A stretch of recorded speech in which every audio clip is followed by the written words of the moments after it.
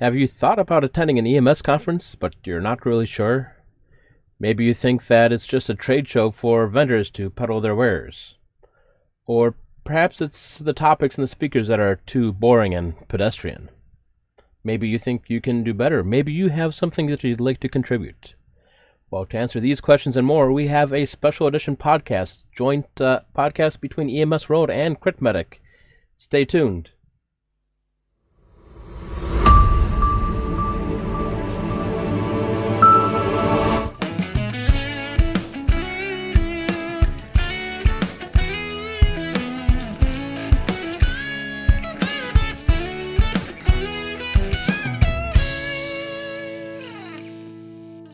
Joining us this week, we have Hilary Gates from EMS World, coming hot off the heels of the EMS Road Expo.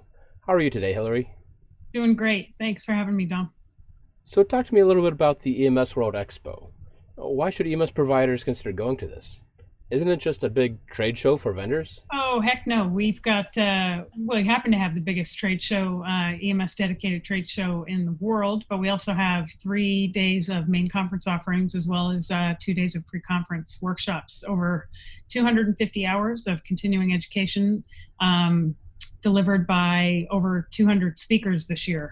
We had close to 5,000 people attend these conferences and get their continuing education and network and do a lot of great learning and hopefully bring it back to their agency and get things improved wherever they are or help with their own education. Sounds like a pretty big show. What are some of the highlights of the EMS World Expo or pre-conference events that you can recall? So we did a complex coordinated terrorist attack for the first time, we think, ever at an EMS World Expo or at any EMS show. It was a series of terrorist attacks going off kind of at the same time, and we had a workshop in the Bridgestone Arena where the Nashville Predators play. So we got to use their facility, and we had over 100 attendees play the roles of rescue task force, play the roles of hazmat operations and incident command. That was really exciting and a really great opportunity for the attendees. We also had workshops in clinical decision making. We had workshops in mobile integrated healthcare, ultrasound, yoga, teaching, all kinds of tracks offered for our attendees. And then the main conference itself was chock full of anything from AMR talking about the response to the Las Vegas shooting, as well as the Parkland shooting from the folks down in Parkland, Coral Springs, and tons of educational offerings with best instruction practices, as well as BLS, ALS, critical care for folks like you. I know you like going to anything related to ventilators, ECMO, and of course, all of our special populations, pediatrics, obstetrics, geriatrics, so on and so forth. Never ending. Wow, that sounds like quite the logistical undertaking from the backside of things. Coordinating over 100 providers for a terrorist attack simulation. It was, but we had a great partner, Michael Wright of Southeast Tactical. He does this as a side gig, even though he's already a fire captain and a community paramedic in the Milwaukee Fire Department. So he and I worked together really for the last 10 months to put together this complex coordinated terrorist attack, and it went off really well. We had simulated gunfire, we had the simulated hazmat release, and we worked with the folks at Bridgestone Arena and Vanderbilt University and Nashville Fire Department. It was a wonderful partnership. So you've done this EMS World Expo for how many years now? Well, the expo has been going on for more than 25 years. I happen to only have been here for a little over a year, so I came on board right before last year's expo in Las Vegas, and this is my first, you could say, expo that I planned myself, so I was pretty proud of how things went. Wow, outstanding. Congratulations. Thanks. What are some of your most memorable experiences from EMS World Expo? Well, of course, I just wanted to make sure everyone was happy, from exhibitors to attendees to anyone who was in any audience anywhere watching. I wanted them to be comfortable. I wanted them to take away all the best that EMS has to offer. So we tried to make a ton of variety. big variety of offerings for the conference. And then we also tried to make everything entertaining and did a lot of panels with different types of people talking about one topic. We had an opening ceremony that was conducted partly with Ed Rock pretending to be kind of a talk show host, and that was really fun, as well as a really poignant talk by Chris and Ann Montera, who told a story about a sudden cardiac arrest that she had. Okay, so you have a number of different tracks, your ALS, BLS, and critical care tracks. So you must have a lot of different speakers and presenters. Where do these presenters come from? Is it a don't ask us, we'll ask you type scenario? Or is there some sort of process for getting involved? Certainly, I will say that there are some people that we reach out to, but the majority of our presenters come from anywhere and everywhere because we open our call for submissions on the internet, and we had to sort through more than 1,000 submissions this year for only 200-ish slots. So it was a really tough call with lots of competition and lots of really great submissions that we had to turn away because someone might have beat them by a hair, or we just had to put the program together that way. So people come from all over the country, all over the world. In fact, we had speakers from Saudi Arabia, from the UK, from Latin America, from Canada, and of course all throughout the United States. It sounds like there's quite the involved selection process and criteria.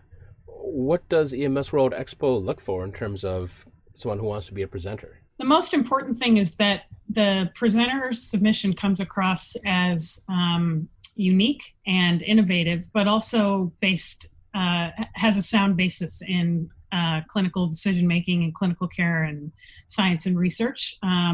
We have people talking about things from operations to management to education, as you mentioned, to all the other clinical tracks like critical care. So we need to see that the presenters have a true grasp of what they're doing, and that they are seasoned presenters in some cases, although we do take some new presenters if they look like their content and their skills are up to par. Our attendees really do demand excellence, and they don't take kindly to people who aren't prepared or who don't know what they're talking about. So we want to make sure we bring that to them as best we can. Do you have any words of advice for someone who is looking to start doing conferences and presenting? Yeah.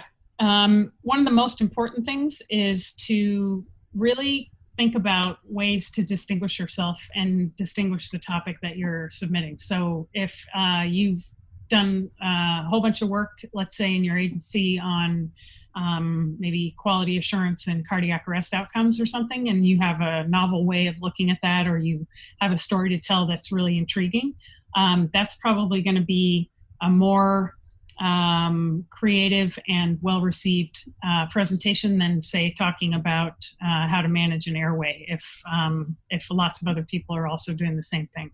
So I also encourage our presenters to be really wary of understanding their own strengths.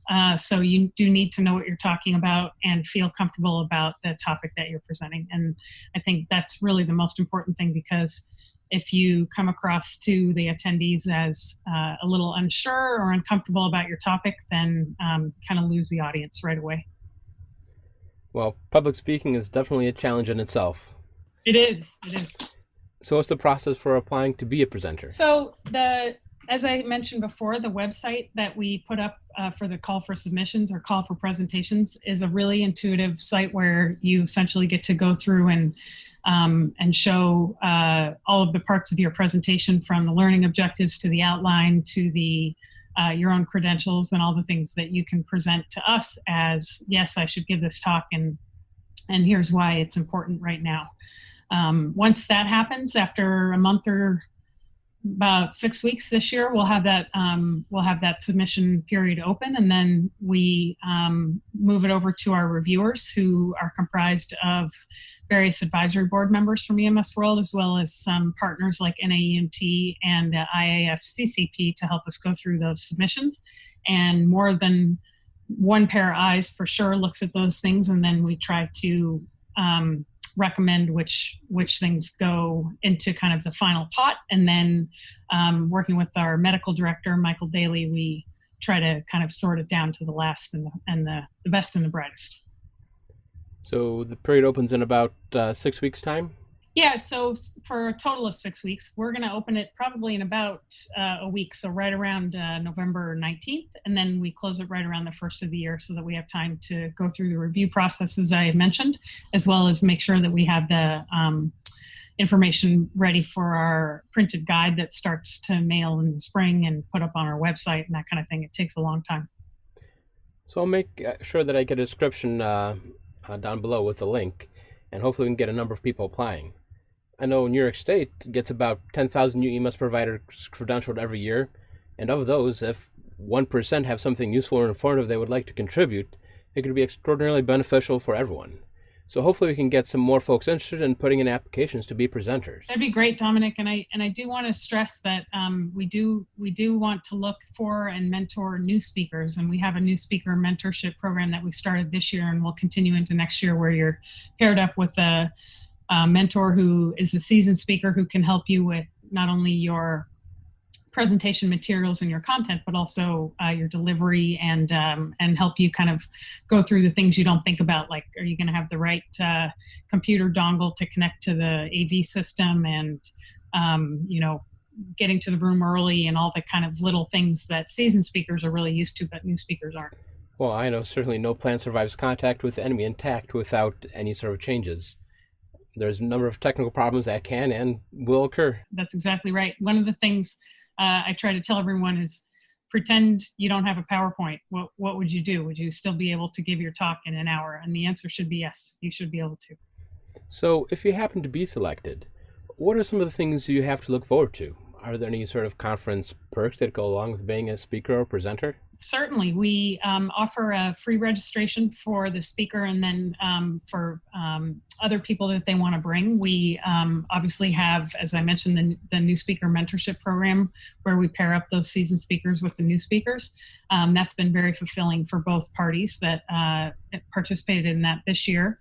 We also have a great network just among all of these speakers, talking to each other and discussing best practices, not only before the show, but when they get on site in the speaker ready room, and coming in and kind of sitting down and feeling like you're a bit of an elite community, where you're sitting and realizing, here I am among other people. You might be sitting next to someone who gave a talk, a few years past at a session that you were at, where you said to yourself, I hope I can someday be like that man. And there he is sitting next to you. So that's pretty cool. And just a really nice community of people who are really looking out for the best EMS education that's there. Outstanding. So, EMS World 2019, what can you tell us about it? Where is it? When is it? October 14th through October 18th in New Orleans. And we've gone back there and had just great times there over the years. This year will be a little bittersweet, because one of our favorite EMS characters that a lot of people know, Deputy Chief Ken Bouvier from the New Orleans EMS will be retiring, but we certainly wish him the best, and he'll still be a big figure and continue to speak, and a wonderful host for the city. New Orleans is also just a wonderful town to visit and bring your family to, and that time of year is, perfect weather, not too hot, great food, great parties, and again, more than 5,000 or 6,000 people to network with and experience the world of EMS.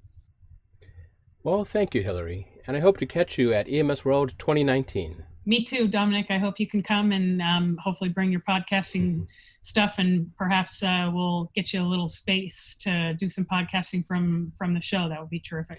Well, considering the closet I normally work out of, I don't need a lot of space. Great. Well, that's it for this week on the CritMedic podcast. Join us next week, same time, same place, Sunday at 11 p.m. Eastern Time. Until then, keep thinking differently.